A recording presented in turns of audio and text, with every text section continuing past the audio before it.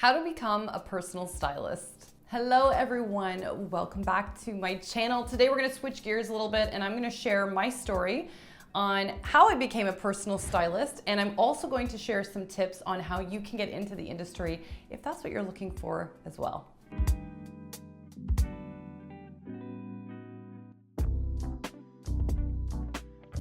Now, I have been in the industry now for over a decade and I absolutely love it. Let me tell you that personal styling and this field is just so beautiful, so creative, so much fun, and it's something I'm thrilled to be a part of. But it took me a little minute to get here, let me tell you. I was definitely the lost child in high school. I had no direction in terms of what I wanted to do. I knew that I wanted to help people, and I actually was looking into chiropractic initially, or even psychology, and just couldn't make up my mind because I was someone that was always interested in clothing and socializing and like none of the things that subjects in school ever cover, obviously.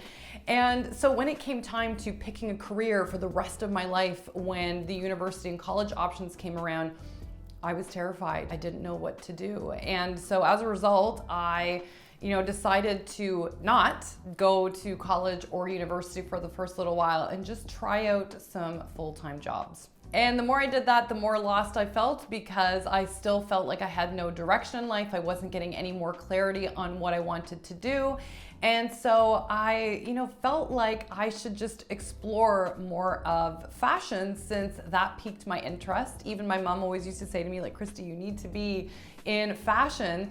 And so I picked up a course at college on fashion communications and decided to explore that instead. Now, the thing with schooling is I didn't really like it. I just didn't. I really didn't. Nothing to knock like fashion programs or anything like that. It just wasn't for me. I'm not a classroom gal. It's just not my vibe. So I only stayed in the fashion program that I was taking for about 6 months just because it didn't speak to me. However, in that program, in that class, we were asked to research different careers within the fashion industry. And as part of that, I thought, oh my gosh, like, I don't know, because to me, the traditional roles didn't speak to me. Like, I didn't want to be a buyer. I didn't want to be an editor.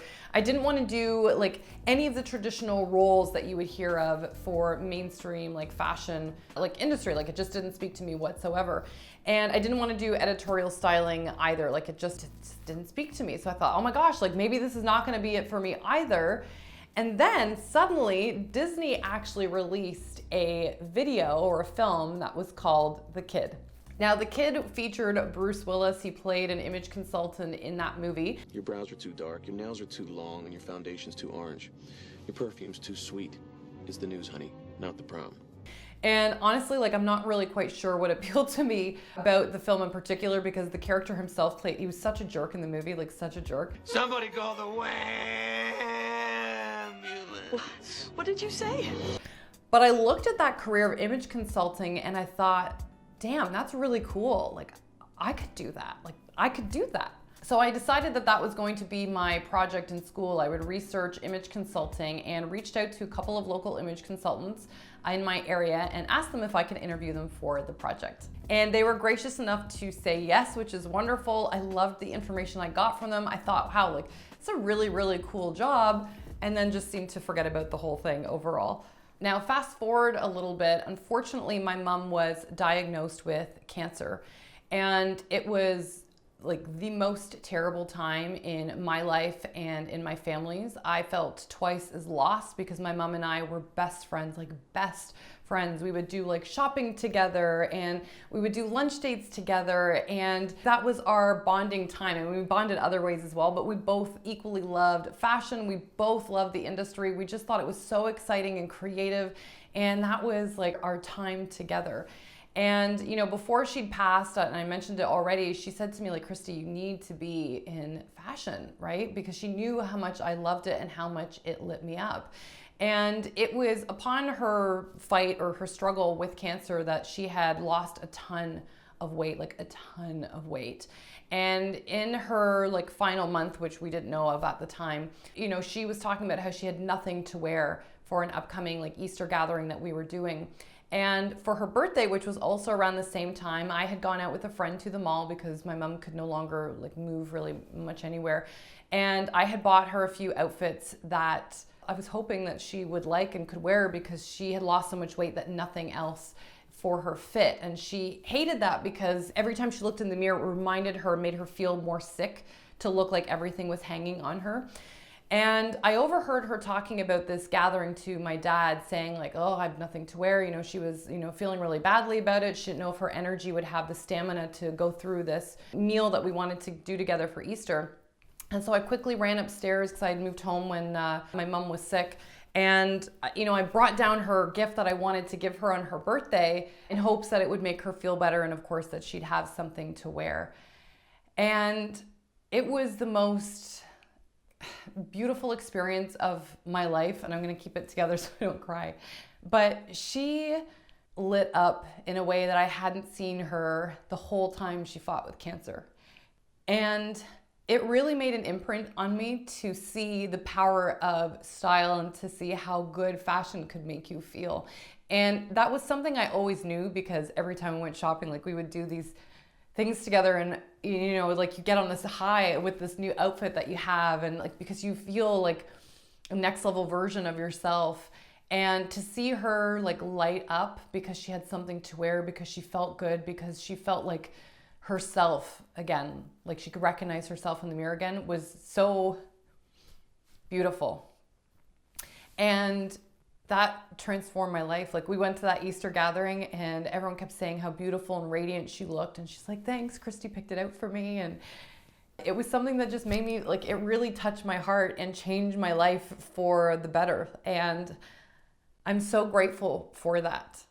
Now, sadly, after that, my mom had passed away a month later. And that memory is just burned in my mind. I knew that after that experience with her, it was my life's mission to make other women feel empowered about themselves and feel good. Like I had witnessed something so special and powerful, and I wanted to show other women that they got to feel that way too. And in the most divine timing,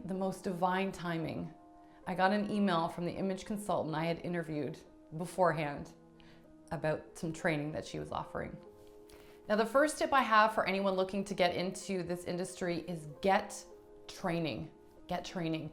As much as I loved fashion and I loved being able to put together cute outfits and I felt like I knew really, truly what a cute outfit was, there is a whole other world and different things to learn about how lines manipulate your body, style dimensions, personality styling information, the energetics of fashion. Just so much information I didn't even know was a thing when it came to styling someone else and how to put together an outfit. Your training will separate you from the masses of other people that do not have this information. There is a difference between putting together a cute outfit and a trendy outfit, and there is a very different energy and vibe when you're putting together an outfit for someone that truly speaks to who they are, the direction they're going in life, when you're truly paying attention to how lines manipulate their shape, the energy of their personality style, when you're looking at the different style dimensions and how fabrics manipulate their shape and everything else. Like it's a wealth of information, and all of that you can use as tools to serve you and more importantly, serve your clients when you get into this industry. I cannot stress it enough. Get training. It will make all the difference in the world as you go through your career. I remember going through mine and it blew my mind, And it's made such a difference because I'm able to explain the why to everything that I am doing with my clients so that they have more clarity, not only about what I'm doing, but so that they can duplicate the process and feel confident in their abilities going forward as they get dressed every single day. The next tip to getting started in this industry is to start with your friends and your family. It is so wonderful to get experience with people that you love initially. And it doesn't have to be friends or family, maybe it's like a colleague or something like that, but get experience, learn your voice and how you want to say things within this industry. Find your niche or how you want to communicate style and fashion to somebody else and how you might feel or how you want maybe a session to unfold with somebody. There's so much beauty at the beginning of your styling business or your career, and a lot of that magic can happen with you start with friends and family. Ask them for referrals, ask them for testimonials, testimonials. This is such a wonderful way to get started and again, to navigate how you want to operate as you begin your business and your journey. The next tip is to get your name out there. This is so important and can feel really scary at times. I remember I was terrified to get my name out there in the beginning because I thought, oh, someone's gonna read or look at something I posted or created and be like, oh, she doesn't know what she's talking about, or oh, she's clearly just starting. And the thing is, you gotta take messy action. You cannot grow your business or grow your portfolio as a stylist if you are not willing to put your name out there. People can't find you and ask you to style them. You know, you can't grow your business if people don't know that you exist. And I looked at this as a beautiful way to refine my voice. I used to write for blogs for free or local newspapers for free. Anything that I could do to get word out there that I was in business and I wanted to help people, I was willing to try. And that was so helpful for me because again, it helped me refine my voice and how I wanted to talk about things. And that messy action really truly allowed me to grow my business in a way that made me feel good and made me feel like a professional stylist because I was just getting started. It was such a beautiful thing and allowed me to use different mediums to help my business grow. And like I said, when you start putting yourself out there, magic happens. People will reach out. You will start to make brand awareness. People will learn about your business. They will learn how you can help, and you get to work with people as a result, which is why you got into this business. You get to play with the pretty clothes. You get to help men and women feel absolutely phenomenal in their skin, or, you know, use image as a tool to get ahead in life. It is such a fabulous thing. We got to get your name out there first. It's such an important part of the process. Now, another tip is to get ready to work. I tell stylists this all the time in my personal stylist training that I offer, is that this is not a cute trip to the mall. And if you think it is, I highly suggest don't get into this industry. When you get started as a personal stylist, especially if you are freelance, you are now an entrepreneur. There is no other way to put it. You are an entrepreneur and you are a business. You are a business and you have to work and promote yourself. You've got to do things on the back end for your clients. You have to learn how to market. You've got admin work to do. You've got, like, there are so many things to do, trust me. And when I got started, you know, I was tired, I'm not gonna lie. There were some days, and there are still some days, where I've had to do 12 hours, 18-hour days. It doesn't happen all the time anymore. But in the beginning, those definitely took place. I was pulling in some long hours because I knew I had to refine my process. I wanted to create some beautiful things for my clients. I wanted to create beautiful work that I could put out there as I was getting my name heard, if you will. And that's all part of you running and creating a thriving business for yourself and a thriving personal styling business. And, you know, if you think that it's just the mall and then you get to go, okay, I'm done for the day, or you're doing that with your virtual services and then you're like, okay, that's it for my styling, I can go and relax now, you will get nowhere. That's not how it works. I wish that's how it worked, but that's not how it works. So get ready to work, get ready to put in the time and effort that your business deserves, because the more time and effort you put in, the more you will get out of it. And it especially feels that way when you are first starting, because you are trying to get your name out there. You are trying to have more people learn about who you are. So the initial process is kind of like a plane taking off, right? A plane uses most of its fuel to get off the ground and to get started, and it will feel a lot like that as you get started in your styling journey. But the more you start to rise, the easier and easier it will become, because you will have established yourself. So you won't have to work quite as long and exhausting hours. They may still happen, because it still happens for me too, but it will get easier the longer and further you get into your journey. The next tip is to price yourself accordingly. So many stylists undercharge because they think that it will bring more people into the world. And it doesn't. It has nothing to do with that. It's about the value that you are providing for people, how you are changing their life, how you're transforming how they feel about themselves. That is where the magic is in your services. So don't undercharge for that. You are teaching them skills that they can use the rest of their lives, that will save them time, money, and energy when it comes to their closet and their image. Don't undervalue that. If you do, you will find yourself constantly struggling. You will find yourself constantly spinning your wheels and wondering whether you could ever make this work as a business. And I know, because I did it. I was the one that undercharged in the beginning. Don't do that to yourself. Your time and energy is valuable, and what you provide is valuable. Style is not fluff, so don't treat it like that. And your clients won't either as a result. So make sure you are pricing yourself adequately for your services, because it'll ensure that you are divinely compensated. The energy exchange between you and your client is still going to be feel good and equal, and it will allow you to grow your business as well as a result. And if any of you want to deep dive into this further, I actually offer personal stylist training. It is incredibly comprehensive and detailed. It is 10 weeks. We cover everything from all the things you should know as a stylist, so all those style dimensions, personality style types that we covered, the energy of fashion, your pricing, virtual services, how to do any and all services. We're gonna cover all of that in the training, so I will leave it linked down below in case any of you are interested.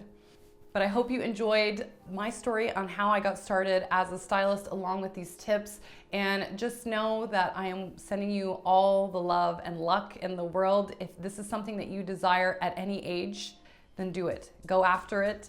Just know that sometimes it takes a little bit of time, but I trust that you will get there. Just follow your heart and the clients will follow. If you're leading from a heart and service-oriented place, everything else will come into place as a result. Sending you all the love to the moon back. I'll catch you again in the next episode. Bye.